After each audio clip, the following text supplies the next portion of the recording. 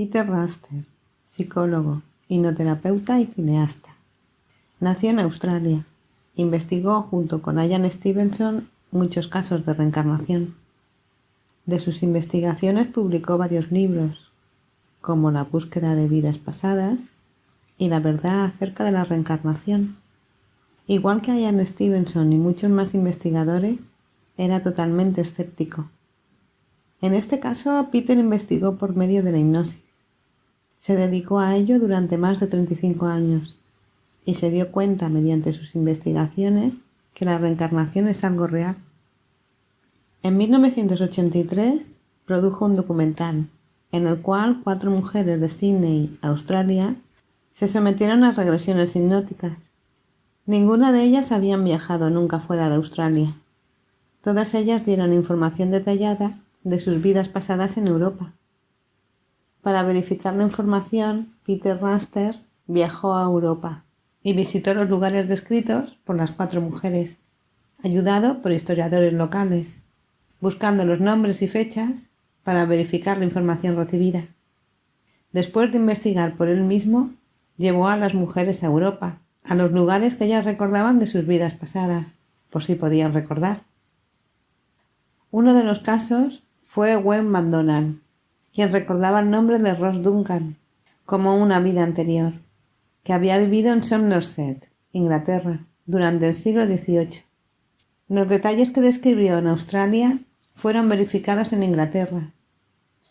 En el vídeo La reencarnación 3, Ian Stevenson explicó el caso más en profundidad.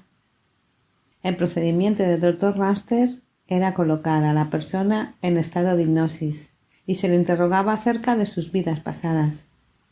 En esos estados, la persona podría hablar en otros idiomas, pero de la forma que se hablaba en el pasado. Este fenómeno se llama xenoglosia. Otra de las mujeres se llamaba Cynthia Henderson. En este caso, recordó una vida pasada que se desarrolló durante la Revolución Francesa. Durante las regresiones habló en francés fluido, sin ningún tipo de acento. No olvidemos que es australiana. Comprendió y contestó preguntas en francés. Usó el dialecto de la época. Conocían los nombres de las calles, que actualmente habían sido cambiados, pero en viejos mapas de la ciudad sí aparecían. Pero no era la única vida que recordaba. Cynthia también recordaba haber sido una esclava americana, que trabajó hasta morir. Sus descripciones eran muy reales, muy vividas. Cambiaba el acento, no hablaba con acento inglés, sino un acento más americano. Al seguir hacia atrás, llegaron a una vida pasada en Francia. En esa vida pasada en Francia, recordaba haber vivido en una casa de campo, haberse casado con una persona mayor que ella y entonces haberse ido a vivir a París. El doctor Peter Raster, después de las regresiones, le dijo: ¿puede hablar francés? A lo que Cynthia le respondió que no. Si no estaba hipnotizada, no sabía hablar francés. Así que, dependiendo de la profundidad de la hipnosis, hablaba un francés fluido o no, por lo que Peter le propuso viajar a Francia. Ella recordaba cómo solía ir vestida la gente en aquella época, en los caminos rurales. Así que nada más llegar a Francia, buscó a un chico francés e hizo una regresión a Cynthia, y se pusieron a hablar francés, teniendo una conversación que duró 45 minutos.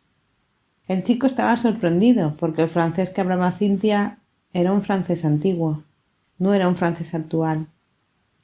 Después de ello, el doctor Peter Raster decidió llevarla a un pueblo llamado Fleur y le pidieron que describiera su casa cuando vivía en el campo, en el año 1701. Describió una casa de 2 pisos, con una torre en la parte trasera. Eran detalles específicos, así que fue preguntando a personas del pueblo si podían conocer una casa con esa descripción. La gente les iba indicando, pero llegado un momento, Cynthia les dijo: «Esto lo conozco, es por aquí». Así que subieron con el coche por una colina y cuando llegaron arriba estaba la casa, tal y como ella la había descrito en hipnosis, en Sydney. En el momento de dar la vuelta a la casa, allí estaba la torre, por lo que Cynthia se emocionó y explotó a llorar, al darse cuenta de que todo era real. Después los llevó a Normandía, a un lugar costero, en el que también les fue indicado el camino que debían tomar, y describiendo el paisaje. Por ejemplo, aquí hay un pequeño manantial y detalles así. Llegaron a la casa y de nuevo fue exactamente como ella había descrito. Describió la casa en forma de una gran U, con una capilla junta. La capilla estaba un poco alejada, así que Cynthia les dijo: «Venid por aquí, sin un atajo». Hasta esos detalles conocía, sin haber estado en su vida actual allí.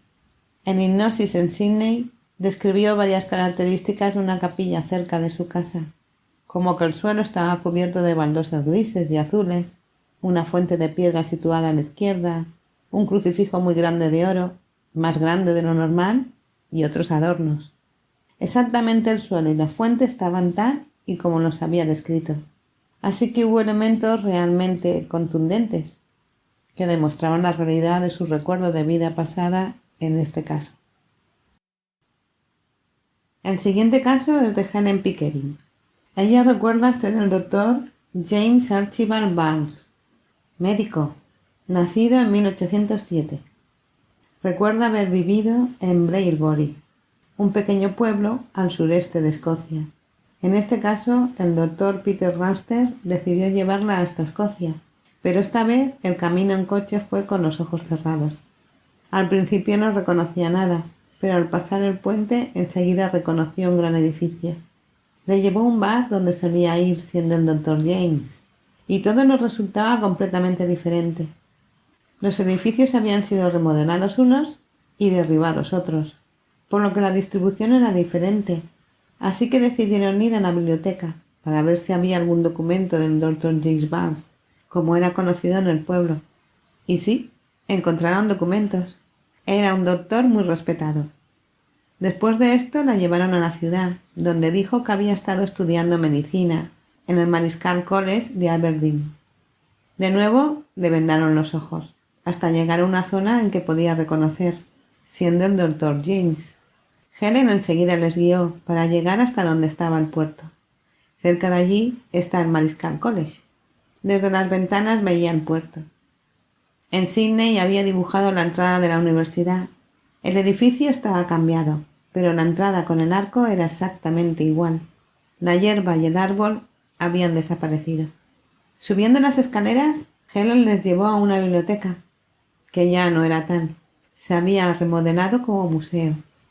Así continuó la visita, subiendo y bajando las escaleras del edificio y recorriendo sus pasillos, reconociendo los lugares que habían cambiado.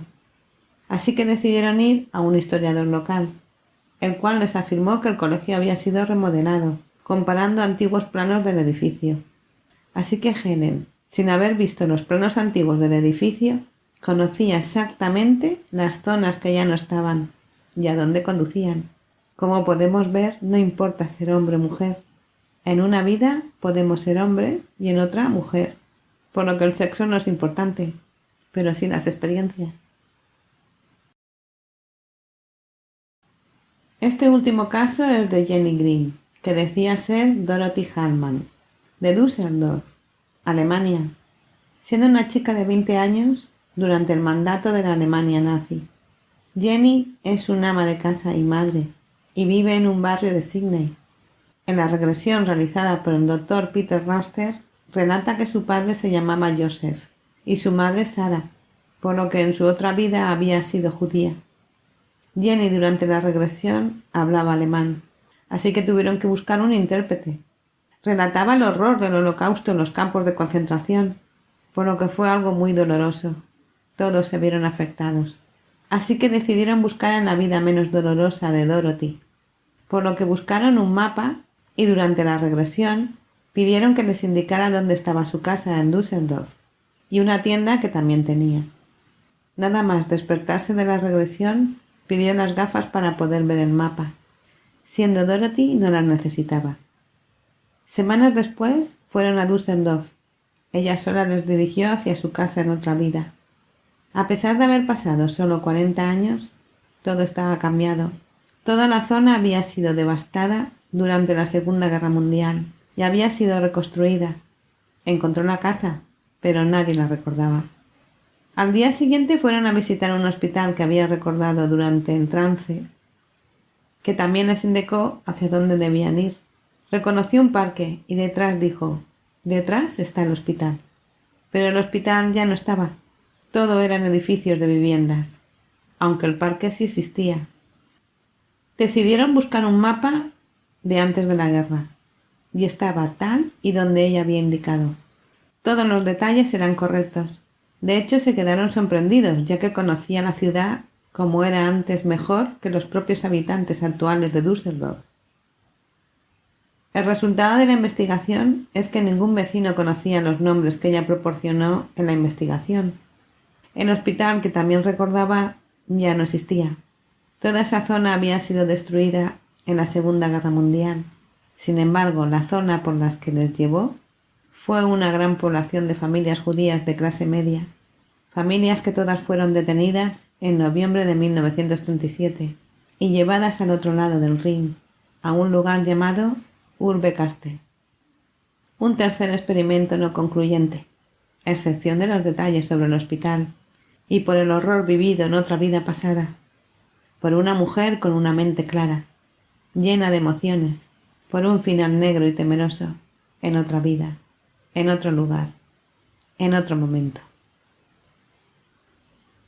El doctor Ramster sacó la siguiente conclusión en sus investigaciones. Nos quedamos con solo dos posibles conclusiones. En primer lugar, tenemos realmente reencarnaciones y volvemos en la Tierra en múltiples vidas. O una segunda posibilidad. Bajo hipnosis, estas personas contactan con almas que saben acerca de los intrincados detalles de sus vidas pasadas. Observar recuerdos tan precisos que son verificados sugiere fuertemente que la reencarnación es un hecho de la vida y no simplemente algún truco o patraña.